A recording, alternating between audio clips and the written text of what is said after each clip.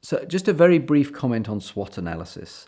It's not a tool I teach because, to be honest, most people know it already. It's the most popular tool.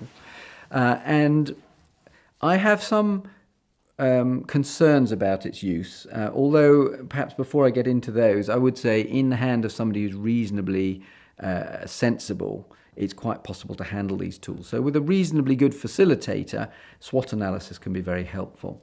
But what are the weaknesses of it? Well, the biggest one is that you jump to a conclusion about what are the strengths and what are the weaknesses. And often an organization's strengths in one environment can be its weaknesses in another. I mean, Apple has great strengths, but if it was competing in a commodity business, those would become weaknesses because it's probably quite high cost. 3M is the same. They're an inventive, creative company, and they've been successful where they've been able to innovate new products.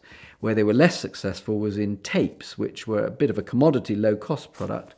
That's not their kind of business. So to say, our inventiveness and creativeness is our strength is incorrect, because it actually can also be a weakness because it also drives high costs. So what I prefer to think about is, what are your capabilities, and are those strengths in a given market or situation, or are those weaknesses? And that way we can always come back to what our capabilities are, and we can be more sure of those and ask the question of whether they're our strength or weakness. And actually there's a tool called the strategy triangle that makes one do that, which I prefer for that reason. Another issue with SWOT analysis, which is a small one, is it doesn't consider the aims of the organization. So if I'm thinking which opportunities should I go for, which capabilities or should I build, or where do I want to get strong, that should be in reference to my overall aim.